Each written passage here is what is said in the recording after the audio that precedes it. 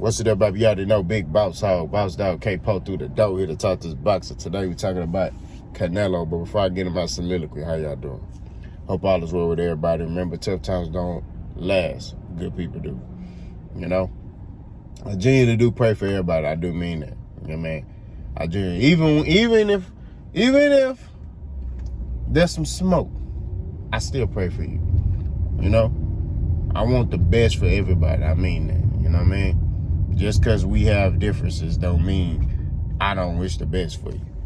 You know, I'm not that type of dude. You know what I mean? You know, I can, you know,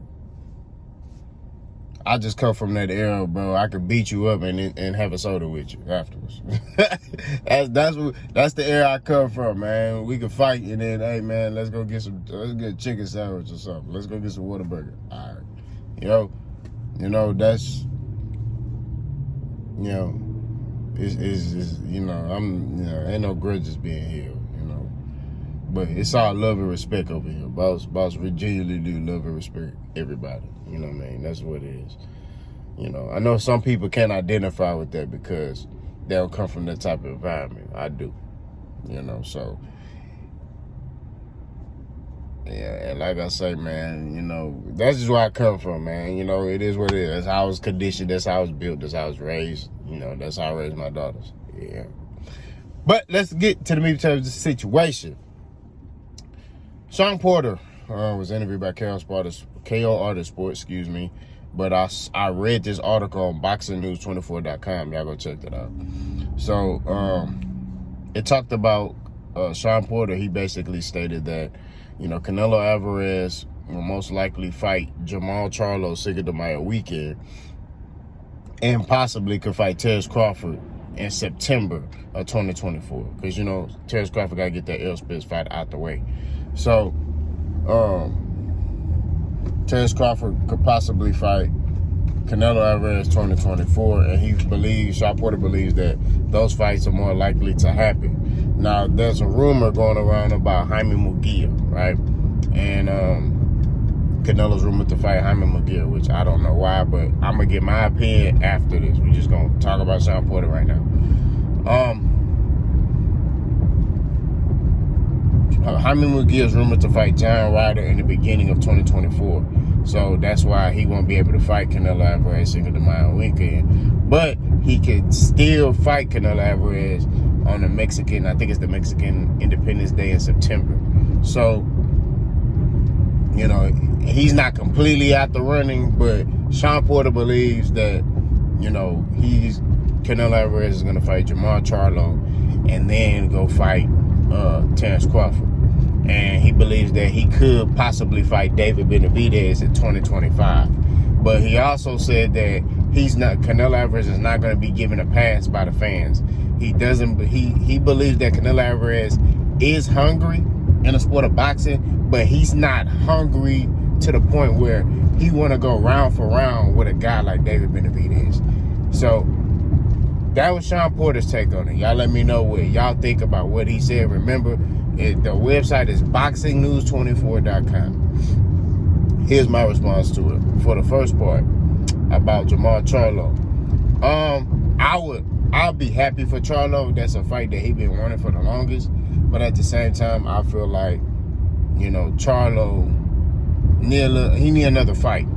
You know, Jose Benavidez Jr. was a tune-up fight. You know what I mean? That's basically what it was. Now, I thought Charlo looked very sharp, very crispy. You know, that was a tune-up fight. You know, I think that Canelo need to let Charlo need to fight like Caleb Plant. And if Charlo dominates or beats Caleb Plant, then boom, Canelo go fight Charlo. You know, I think Canelo need to fight David Benavidez next. That's just my opinion. That's the biggest fight. You know, that'd be the biggest fight next year. Canelo versus David Benavidez. I think David Benavidez is very deserving of that opportunity. You know what I'm saying? He's paid his dues. He's done everything he needs to do to become a champ. I mean, my bad, the #1 contender. So why not give him opportunity to do that. And then, according to the Canelo fans, if it's easy work, then tell Canelo to dominate the easy work. It's not hard, bro. You know what I mean? I don't understand the logic. You know, y'all come up with these excuses. Oh, he ain't fight nobody. we ain't falling for that over here, bro. I told you, we ain't running for no smoke. You got to be able to be a dog out there. You know, and I question that when it comes to Canelo sometimes. You know what I mean? But that's my quick take about that when it comes to Jermall Charlo. I just think that, you know, Canelo's an opportunist. And I told y'all, he gonna look to try to fight Maul. You know, he wasn't looking to fight Maul when Maul was fighting consistently. When Maul was out there, you know, beating the competition he was beating when they was at the same weight class, he wasn't out there doing that. You feel me? He was out there chilling. He looked at Jermall Charlo and said, no, I don't want no smoke with that. That's exactly what he did. You feel me? Now all of a sudden, he's went up 2 weight classes because Jermall Charlo's at 160 pounds.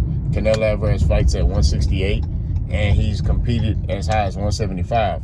So he's went up 2 weight classes, and you know Jermall Charlo has not fought, and you know, well, he just fought recently, but prior to that, he had fought in like 2.5, almost 3 years. You get what I mean? So Canelo's looking at that as an opportunity. You get what I mean? I told y'all. He's an opportunist. He's looking at that opportunity and as leverage to beat certain guys. You get what I mean? And I just don't think that, you know, if Charlo was fighting consistently, that Canelo Álvarez would genuinely be looking to fight, you know, Jermall Charlo. You know, that's what it is. You know, and I already expressed that he needs to fight Dave Benavidez. That's the fight, right? Terence Crawford. Terence Crawford, I told y'all, just he trying to retire. So if he get that fight, he's not gonna fight anymore. You know what I mean? And which I told y'all, he gonna get sparked by Canelo. I'm telling you, he gonna get laid out. I mean, but Canelo gonna fight him because Terence Crawford's the smaller man, right? Now you'll be like, oh, Terence Crawford is 6 feet or 5'9". I don't care how big he is. He ain't fought at 168. There are weight classes for a reason. I keep telling y'all this. You know what I mean? I told y'all, man, there were weight classes for a reason. I had a homeboy, and I had a homeboy who, you know, he fighting the street, but he a little on the light side, right? He want to spar me. So that's for to get set up, you know. But he a little light in the rear end, if that makes sense. You know what I'm saying? I competed in the amateurs at light heavyweight. You know what I'm saying? He like 150, you know. But you know, he been eating and bulking up, so now he feel like because he 170, you know, he can handle my punches. I'm like, bro, alright. So we setting that up right now. that's my homeboy, man. We cool. That's my partner. You know what I mean? But at the same time, it's like I keep trying to tell Buddy, like, it's different over here. There's reasons why, you know. But I had another homeboy who thought the same thing, and he ended up on the ground multiple times. You know what I mean? But it's sparring. We working, you know. But I use that as an example to say that, like, there are weight classes for a reason, you know, regardless what you bulk up to and all that, it don't matter. Your body ain't conditioned to take them blows like that. It ain't conditioned to take them punches. Are different up there, and that's what I'm trying to say. Those punches are different at that weight class. Jermall Charlo quickly found out about that. You get what I mean? He quickly found out about that, you know. So with Terence Crawford going up there, good luck. but trust me, I want the fight to happen for him. I want to see what he do. You know, maybe he can shock the world. You know, but I don't think, you know, that nigga gonna go up there and be able to take them punches. You know, they talking about, Terence Crawford spar heavyweights. Like I said, it's different in that ring under them lights with no headgear on and smaller gloves. You start taking them punches, then you start seeing, man, I gotta be a little bit, you know, I gotta be smarter. You know what I mean? And that's just real talk. But that's my take on the Terence Crawford fight. Jaime Munguia, I don't even know why they bringing Jaime Munguia up. I think Jaime Munguia's a middleweight. I don't know why they're bringing him up to come up and fight Canelo Álvarez. And if I'm not mistaken, Canelo Álvarez said he would never fight a Hispanic fighter. Jaime Munguia is Hispanic. Jaime Munguia ain't did nothing to get no Canelo fight. So I'm trying to figure out why is he being mentioned. Jaime Munguia ain't fought no top competition. Golden Boy is moving him very, very gently. He ain't going through no smoke, no tough fights, no nothing. Jermall Charlo was trying to fight that man. That boy didn't want to. I say this. He wanted to fight. Oscar De La Hoya was like, nah, because he already know what was going to happen to Jaime Munguia. Beans, bags of rice, tortillas, busted all over the floor. Charlo's finna mop the floor with him. And Oscar De La Hoya saw that and said, nah, man, we ain't doing that. We ain't doing that, man. You tweaking. So, I think that Jaime Munguia, that shouldn't even be an option. The fight for Canelo Álvarez is David Benavidez. And in response to Shawn Porter's statements about Canelo having that drive for boxing, I think Canelo got 1 foot in, 1 foot out of boxing, truthfully. I don't think he's 100% dedicated and passionate about boxing like he used to be. I think Canelo's getting content. That's what I believe. I believe he's getting real content in the sport of boxing. I think he's like, I'm Canelo, I've accomplished this. And that's what's going to always keep Canelo Álvarez. Well, let me say this. Canelo Álvarez is a Hall of Fame fighter. You know, with the names he's fought, right? But at the same time, okay, you gotta keep it stuck, brother. At the same time, you know, his drive for boxing has tapered off. He don't have that same drive, that same passion that he once had. He's kind of getting lazy. And that's why Floyd Mayweather is looked at how he's looked at, because Floyd, when he got to that top spot, the drive was still the same. The hunger, the passion was still the same. It was still the same drive. It was still the same passion. He wanted to fight. He fought dudes coming off their best performance. He fought Marcos Maidana off his best performance. He fought Robert the Ghost Guerrero off his best performance. He fought Victor Ortiz coming off his best performance. That's what he did.